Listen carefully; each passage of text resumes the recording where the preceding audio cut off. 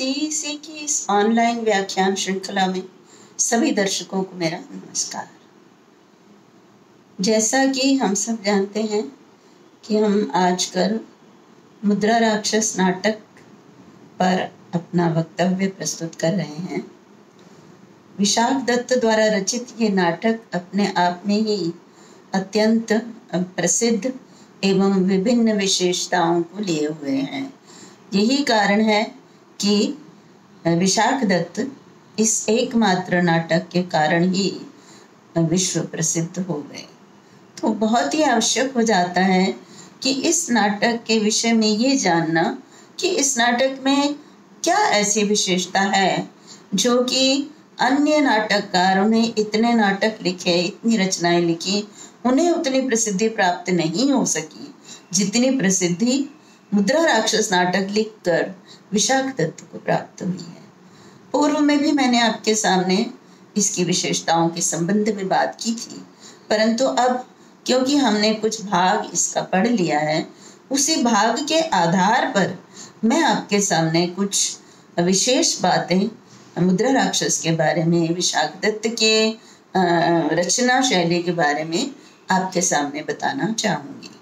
तो देखिए, हमने इस नाटक का जो भाग पढ़ा उसको मैं एक बार दोहराऊंगी कि हमने सबसे पहले नांदी का भाग पढ़ा। देखिए, नांदी अधिकांशतः स्तुति की जाती है। इसमें किसी न किसी की देवता की स्तुति की जाती है, ब्राह्मण की स्तुति की जाती है, या फिर इसमें वस्तु निर्देशात्मक भी होती है, ये आशीर्वादात्मक होती है नांदी। ये नांदी भी यद्यपि इसमें भी स्तुति की गई है, परंतु इसकी जो स्तुति है वो अन्य नाटकों से बिल्कुल भिन्न है। इसमें शिव की स्तुति की है दोनों ही पद्यों में, और दोनों ही पद्य अपने आप में अनूठे हैं। जो पहला पद्य है उसमें उन्होंने वक्रोक्ति के माध्यम से जो है वो शिव जी की स्तुति की है। देखिए, उन्होंने पार्वती और शिव इन दोनों के वार्तालाप को इस तरह से प्रस्तुत किया है कि जो पाठक है और दर्शक है वो मंत्रमुग्ध हो जाता है, और उनकी इस लीला को देखकर उसके मन में जो भक्ति भावना उत्पन्न होती है वो सामान्य रूप से यदि हम स्तुति करते हैं तो उससे भी उतनी नहीं हो पाती है। तो ये एक विशाख दत्त का एक विशेष गुण मैंने देखा कि उनका जो स्तुति परक श्लोक है वो भी इतना अधिक रसात्मक है, इतना अधिक अनूठा है कि ये पाठक को एक तो बहुत ही कहें आनंदित करता है, और एक उसको हंसी खुशी भी होती है, और दूसरा जो है वो उसके अंदर भक्ति भावना भी जागृत होती है। इसी प्रकार से जो दूसरा नांदी का श्लोक है उसमें भी यही है कि उन्होंने शिव जी के तांडव नृत्य का इतना सुंदर वर्णन किया है, और उन्होंने तांडव नृत्य का वर्णन इस प्रकार से नहीं किया। उन्होंने यहाँ इस जो है श्लोक के माध्यम से स्तुति भी की है, और उस तांडव नृत्य के बारे में भी हमें बता दिया कि शिव जी तांडव नृत्य किस प्रकार से करते हैं, और किस तरह से शिव जी अपना तांडव नृत्य करते हुए ये ध्यान रखते हैं कि पृथ्वी इत्यादि जो हैं उनको किसी प्रकार का जो है उसको हानि ना हो। तो यहाँ पर भी शिव के प्रति बहुत ही भक्ति भावना, एक विनम्रता की भावना मनुष्य के मन में जागृत होती है कि किस तरह से वो जो है नृत्य करते समय भी किस प्रकार से वो संसार का, लोकों का, पृथ्वी का पूरा ध्यान रखते हैं। तो इस प्रकार से नांदी भी विशाख दत्त की अपने आप में एक अनूठी नांदी है। मैं आपको कारण बता रही हूँ, जितना भाग हमने पढ़ा है उसमें विशाख दत्त ने क्या विशेष किया है जिससे कि ये नाटक बहुत ही रोचक, और जो है उसकी तरफ से यदि उसको देखना या पढ़ना शुरू करो तो एक क्षण के लिए भी मनुष्य ना तो ध्यान हटाता है और ना ही कहीं पर भी उबता है। अधिकांशतः राजनीति से संबंधित यदि इतिहास से संबंधित यदि कोई बात की जाती है तो अक्सर ये कहा जाता है कि इतिहास जो है वो उबाने वाला है, बोर करने वाला है। परंतु जिस प्रकार से इन्होंने राजनीति और इतिहास का वर्णन अपने नाटक में किया है वो एक विशेष प्रकार का आनंद देने वाला है। तो देखिए उसके बाद देखिए इन्होंने सूत्र नांदी के बाद मंच पर सूत्रधार का प्रवेश करवाया है, क्योंकि नाटक का जो है वो विधा में ही है कि जब नांदी हो जाती है तो फिर मंच पर जो नाटक है उसकी सूचना देना अनिवार्य होता है और नाटक का परिचय, नाटककार का परिचय ये देना बहुत ही अनिवार्य होता है। और इसी को देखते हुए नाटककार ने मंच पर सूत्रधार का प्रवेश कराया है और सूत्रधार बड़े ही सौम्य रूप में ये स्वीकार करता है कि नाटक में कुछ कमियां भी हो सकती हैं। ये देखिए ये बहुत कम नाटककार होते हैं जो अपने नाटक के संबंध में इस प्रकार की बात करते हैं। तो सूत्रधार मंच पर आकर पहले नाटककार क्या परिचय देता है, उसके परिवार, उसके पारिवारिक परिचय और उसके नाटक कौन सा नाटक रचने मंच पर जो है वो खेला जाएगा उसका परिचय देने के बाद वो सभा के सामने कहता है कि नाटक में कमियां हो सकती हैं, परंतु यदि दर्शक जो हैं वो अगर ज्ञानी हैं, उनको नाटक के बारे में यदि ज्ञान है तो वो अवश्य ही नाटक सफल नाटक होगा और वो नाटक उनको आनंद देगा। उन्होंने यहाँ पर धान के गुच्छों के रूप में उगना जो है उन्होंने ये बताया है कि किसान पर निर्भर नहीं करता, बोने वाले पर निर्भर नहीं करता, अपितु जो भूमि है जिसमें वो बीज बोया जा रहा है वो कैसी है। तो यहाँ देखिए यहाँ पर कवि की महानता की बात उनके स्वयं मुख से ये निकलना कि नाटक में त्रुटियां हो सकती हैं, ऐसा कोई सामान्य कवि अपने नाटक के विषय में नहीं कह सकता। ये विनम्रता का भाव है। ऐसा ही भाव कालिदास ने भी अपने जब रघुवंश नाटक लिखा तो उन्होंने भी ये कहा, क्योंकि महान लोगों का ये चरित्र होता है कि वो अपने बारे में कभी भी बड़ी बात जो है वो नहीं करते हैं, क्योंकि ज्ञान ऐसी चीज है कि ज्ञान जितना अर्जित करो उतना ही कम होता है। जो ये कहता है कि मैं बहुत ज्ञानी हूँ, मैंने बहुत बड़े बड़े अच्छे काम किए हैं, मैंने ये किया, मैंने वो किया, वास्तव में उसको ज्ञान नहीं है।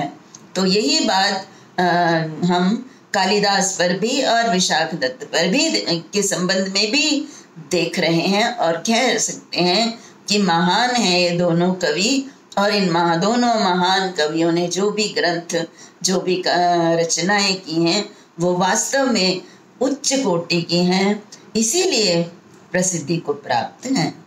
तो अब आते हैं हम सूत्रधार की बात पर कि वे मंच पर सूत्रधार आता है और आने के बाद वो सभासदों को जो है उनका सम्मान करता है, उनकी प्रशंसा करता हुआ बताता है कि ये नाटक मंच पर होने जा रहा है। अब देखिए नाटक आरंभ होना है। कोई भी नाटक जब रचा जाता है तो उसकी एक कथा वस्तु होती है, एक स्क्रिप्ट, एक कहानी होती है। और उस कहानी को यदि हम सिंपल तरीके से, अब कहानी है और कोई उद्देश्य होता है, और उस कहानी को यदि हम बड़े सामान्य ढंग से उस कहानी को शुरू कर दें और उन घटनाओं को बताते बताते हम कहानी के अंत तक पहुंच जाएं तो पाठक को किसी प्रकार से भी आनंद की प्राप्ति नहीं होगी। तो आनंद की अनुभूति, रस, जो कि नाटक का प्रमुख अंग है, वस्तु, नेता और रस, ये नाटक के 3 प्रमुख भाग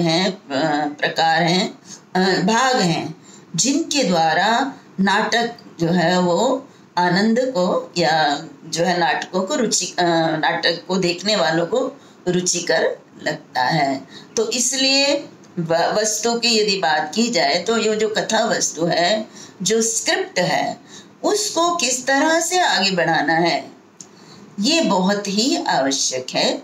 ये मैं आपको बताऊंगी आपके सामने जब मैं संधियों की बात करूंगी और मैं अर्थ प्रकृतियों की बात करूंगी, नाटक में जो जिनका विशेष महत्व होता है, और अवस्थाओं की बात करूंगी, तब मैं आपके सामने ये स्पष्ट करूंगी कि किस तरह से नाटक को आगे बढ़ाया जाता है। नाटक में सीधी सादी कहानी नहीं सुनाई जाती है, वहाँ पर जो है अनेक प्रकार की घटनाओं के माध्यम से नाटक का मंचन होता है और नाटक अंत तक पहुँचता है, और उन घटनाओं को जोड़ना, इसी को हम संधि कहते हैं। और किस तरह से वो घटनाएं जोड़ी जाती हैं और जोड़ने के बाद वो अंतिम जो लक्ष्य है उस तक पहुंचती हैं, ये जानना, और ये एक नाटककार के लिए बहुत ही क्या कहेंगे, ये बहुत ही चैलेंज है उसके लिए कि उसको ये किस प्रकार से वो नाटक को जोड़ता है। तो हम बात कर रहे थे कि सूत्रधार जब मंच पर आता है, तो मंच पर आने के बाद जब वो अपने नाटक की सूचना देता है, तो सूचना देने के बाद वो अपने घर की ओर जाने के लिए वो कहते हैं कि अपनी गृहिणी को बुलाता हूँ और बुलाकर यहाँ पर कुछ जो है देखने वालों का मन बहलाता हूँ। तो ये बड़े ही नाटकीय ढंग से सूत्रधार मंच से चला जाता है, और जब मंच से जाता है तो जब अपने घर पहुंचता है तो घर के बाहर ही जैसे उसको वातावरण नजर आता है उत्सव का। ये मैं आपको जवाब मैंने आपको पद्य करवाए थे, तो उन पद्यों में मैंने आपको ये बात तो बता दी थी, परंतु अब मैं आपको ये बताना चाहती हूँ कि किस तरह से कवि ने चंद्र ग्रहण के माध्यम से चंद्र ग्रहण का दृश्य जो है उपस्थित किया। जो उत्सव का जो कारण था वो चंद्र ग्रहण, और ब्राह्मणों के लिए भोज जो है वो तैयार किया जा रहा है। तो ये जो चंद्र ग्रहण की घटना कवि ने यहाँ पर प्रस्तुत की, ये घटना इतनी महत्वपूर्ण है कि इस घटना के माध्यम से हमारे पास एक तो हमें आगे की जो है कथा की जानकारी हो जाती है, सूचना मिलती है, और दूसरा किस तरह से मंच पर अगला जो पात्र है वो प्रवेश करता है। देखिए, यदि पात्र सूत्रधार चला जाता है और उसके बाद मंच पर पात्र का प्रवेश होता है, तो ये उतना रोचक नहीं होगा जितना विशाख दत्त ने यहाँ पर इसको रोचक बनाया है।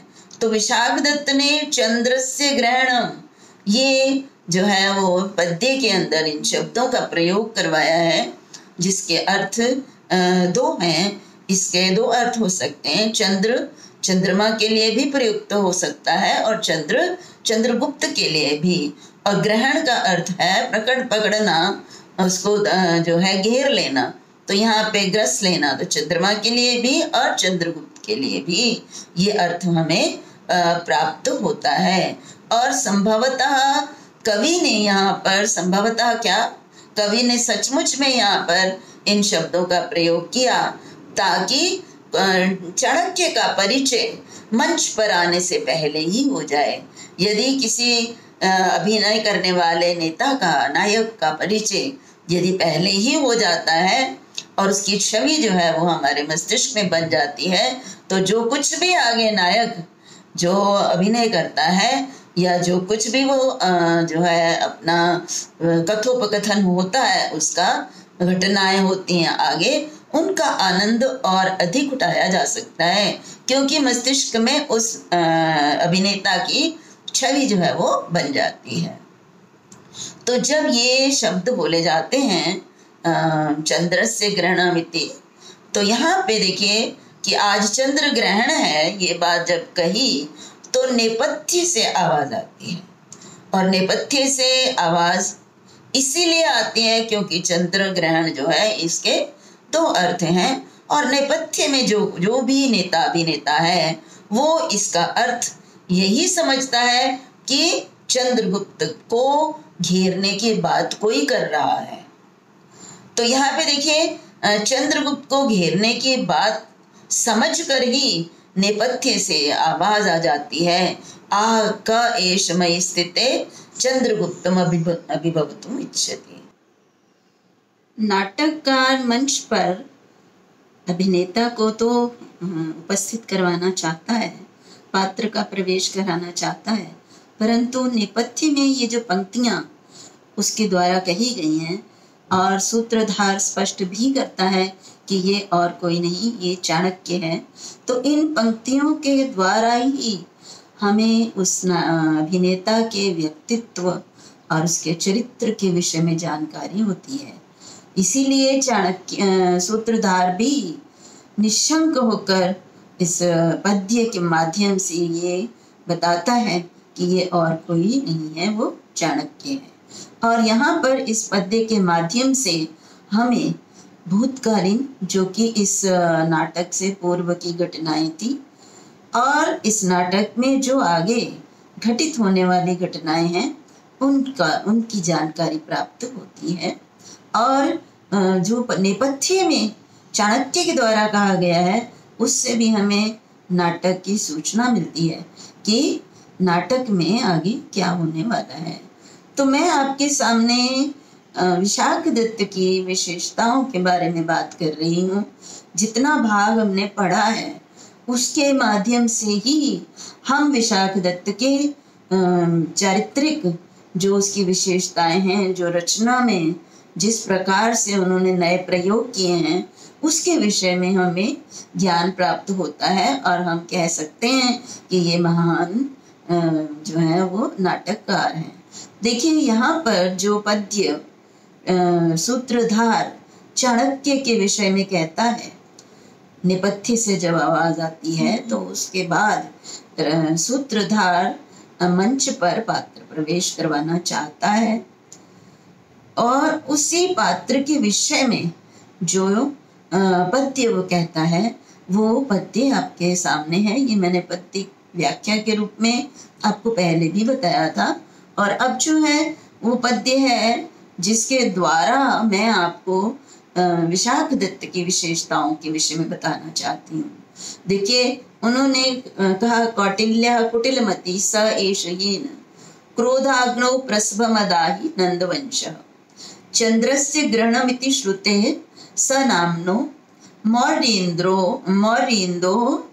द्विषदभियोग इत्यवेति। ये श्लोक ऐसा श्लोक है जिसमें कि चाणक्य के चरित्र के विषय में और इस नाटक से पूर्व होने वाली घटनाएं क्या थी उनके विषय में और इस नाटक में आगे क्या होने वाला है इनके विषय में जानकारी प्राप्त होती है। और इस पद्य को बोलने के बाद सूत्रधार ये कहते हुए कि मंच पर ये आवाज जो है ये चाणक्य की है, और क्योंकि अब मंच पर पात्र प्रवेश होना है, चाणक्य का प्रवेश होना है, सूत्रधार निकल जाता है। तो यहाँ उसके बाद ये प्रस्तावना होती है। जब वो निकल जाता है तो ये प्रस्तावना है। तो यहाँ पर मैं एक बात ये बताना चाहती हूँ कि प्रस्तावना, जैसा कि मैंने आपको पूर्व अपने व्याख्यान में प्रस्तावना के विषय में बताया था, अब मैं ये बताना चाहती हूँ कि यहाँ पर प्रस्तावना है, परंतु कवि का वैशिष्ट्य यहाँ पे ये है कि उन्होंने प्रस्तावना के साथ साथ यहाँ पर विष्कंभक भी इसी के अंतर्गत प्रयोग किया है और चूलिका भी इसी के अंतर्गत प्रयोग की है। देखिए विष्कंभक जिसकी के परिभाषा है वृत्तवर्तिष्यमाणानां कथांशानां निदर्शका संक्षेपार्थस्तु विष्कंभो मध्यपात्र प्रयोजिता। तो यहाँ पे ये जो पद्य आपके सामने है इसमें वृत्त अर्थात जो घटना पहले घट चुकी है इस नाटक से पूर्व और वर्तिष्यमान जो आगे घटने वाली घटना है उनका निदर्शक, ये आपको मैंने भी बताया, ये पद्य जो है वो बीती हुई और आने वाली घटनाओं का निदर्शक है। ये मैं भी आपको बताऊंगी कि किस तरह से ये पद्य जो है वृत्त वर्तिष्यमान घटनाओं का जो है निदर्शक है। और उसके बाद संक्षेप अर्थ में है ये, और मध्य पात्र प्रयोजिता, ये सूत्रधार द्वारा कहा गया है, तो ये मध्य पात्र हैं। अधम पात्रों के द्वारा यदि कहा जाता है ये भूतकालीन और आने वाली घटना, तो वो प्रवेशक कहलाता है। तो यहाँ पर ये विष्कंभक का काम भी विशाख दत्त ने प्रस्तावना के द्वारा ही किया है। दूसरी बात मैं ये बताना चाहती हूँ कि नेपथ्य से जो है वो जो ध्वनि, जो आवाज आती है, वो इस पद्य को सुनकर, इससे पूर्व के पद्य को सुनकर, जिसमें कि चंद्रस्य ग्रहणम ये प्रयोग किया गया है, ये शब्द प्रयुक्त हैं, उनके द्वारा उनको सुनकर जो नेपथ्य से आवाज आती है, वो भी हमें नाटक में घटने वाली जो आगे जो घटनाएं होने वाली हैं उसी की सूचना देता है।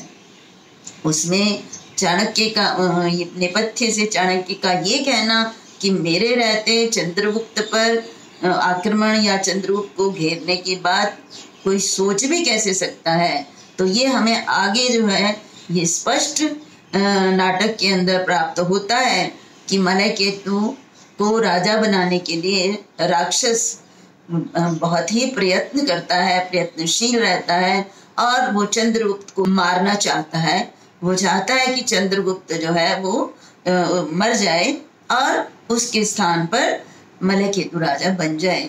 और चाणक्य यहाँ बता रहा है कि मेरे रहते कोई ऐसी धृष्टता करे तो वो सफल नहीं होगा। तो यही होता है कि चाणक्य चाहता है चंद्रगुप्त के राज्य की समृद्धि, वो चाहता है कि उसके राज्य को और अधिक समृद्ध बनाया जाए, क्योंकि वो पदे पदे ये कहता है कि चंद्रगुप्त अभी नया नया राजा बना है, अभी वो परिपक्व नहीं है। इसलिए चाणक्य चाहता है कि किसी प्रकार से जो नंद वंश में जो मंत्री था राक्षस, उसकी बुद्धि, उसकी भक्ति और उसके पराक्रम, इन दोनों को चाणक्य ने परखा हुआ है।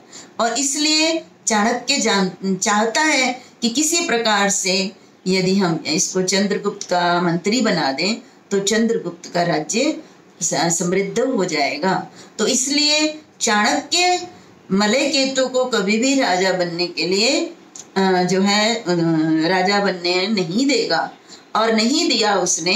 और चाणक्य के रहते, अर्थात चाणक्य ने जो योजनाएं इसमें बनाई हैं, जो राजनीतिक प्रयोग उसने किए हैं, उनके द्वारा मलयकेतु राजा नहीं बनता, अपितु चंद्रगुप्त का राज्य ही और अधिक समृद्ध हो जाता है, क्योंकि वो राक्षस को बाध्य कर देता है चंद्रगुप्त का मंत्री बनने के लिए। तो देखिए ये चूलिका है, और नेपथ्य में जो कुछ भी कहा गया है उसके माध्यम से भी यहाँ पर हमें नाटक की जो आगे आने वाले कथानक है उसकी सूचना मिलती है।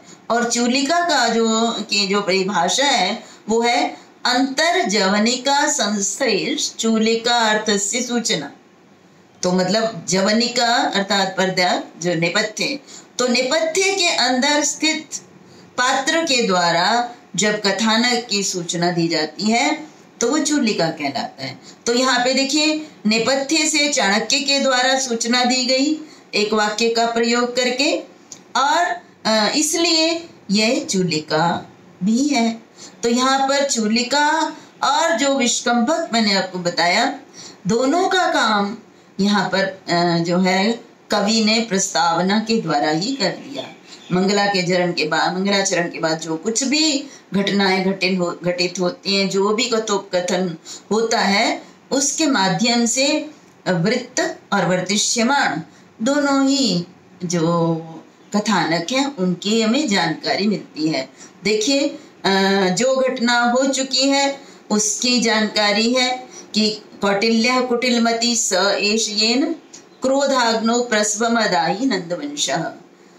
चाणक्य ने क्रोधित होकर, चाणक्य का अपमान किया गया था नंदों के द्वारा, तो उस अपमान के कारण चाणक्य, क्योंकि बहुत ही क्रोधित स्वभाव के हैं, और चाणक्य ने क्रोध में आकर ये प्रतिज्ञा कर ली थी कि मैं सारे के सारे नंदों को समूल नष्ट कर दूंगा, और वही उसने किया और पर्वतीय राजाओं को अपने साथ मिला लिया और 9 के 9 नंदों को नष्ट कर दिया। तो ये पूर्व घटना है जिसको कि यहाँ बताया, और कि ये कुटिलमती है, एक बार बुद्धि में कुछ आ गया तो वो उसको किसी भी प्रकार से पूरा करता है। चाणक्य की प्रतिज्ञा तो प्रसिद्ध ही है। तो इसने बलपूर्वक अपने क्रोध की अग्नि में नंदों को जला दिया था। इसलिए चंद्र का ग्रहण, चंद्रगुप्त को घेरने की यदि कोई बात कर रहा है तो वो जो है क्रोधित हो गया है और उसे लगा कि चंद्रगुप्त पर कोई आक्रमण करने वाला है, चंद्रगुप्त को कोई घेरने वाला है। तो ये हमें आगे की जो घटना, जिसके विषय में मैंने अभी अभी आपको बताया कि आगे की जो घटना होने वाली है, वो राक्षस प्रयास करेगा चंद्रगुप्त को किसी न किसी प्रकार से घेर लिया जाए, और उसको राज्य पद से उतार दिया जाए, राजा के अधिकार से वंचित कर दिया जाए और उसकी जगह मलयकेतु को राजा बना दिया जाए। इसके लिए वो भी योजनाएं बनाता है, बहुत ही प्रयास करता है, परंतु उसकी योजनाएं चाणक्य की योजनाओं के आगे एक एक करके विफल हो जाती हैं, और अंत में स्थिति ये आ जाती है कि राक्षस जो कि चंद्रगुप्त का आहित चाहता है, चंद्रगुप्त को घेरना चाहता था, वो स्वयं ही बाधित हो जाता है चाणक्य की राजनीति के कारण। चाणक्य की योजनाओं के आगे वो अपना आत्मसमर्पण कर देता है और चंद्रगुप्त का मंत्री बनने के लिए तैयार हो जाता है, और चंद्रगुप्त के राज्य की समृद्धि में ये बहुत ही आवश्यक है। तो ये जो आगे आने वाली घटना है, इसकी और भी और पूर्व की घटनाओं की और भी यहाँ से हमें संकेत प्राप्त हो रहा है, कि सूचना मिल रही है, इसलिए ये विष्कंभक भी है। तो ढूंढीराज जो कि इसके व्याख्याकार हैं, टीकाकार हैं मुद्रा राक्षस के, उन्होंने इसको बहुत ही अच्छे ढंग से प्रस्तुत किया है कि यहाँ पर प्रस्तावना में ही विष्कंभक और चूलिका दोनों का प्रयोग करना ये एक नाटककार की चातुरी और उसके जो है महनीयता का कारण है। तो इसीलिए विशाख दत्त का ये नाटक और विशाख दत्त ये दोनों ही प्रसिद्ध हैं, और कम रचनाओं के बावजूद भी इनका जो है कालिदास आदि के साथ यदि इनकी तुलना की जाए तो ये किसी भी प्रकार से उनसे कम नहीं है। इसी साथ ही आप सबका धन्यवाद। नमस्कार।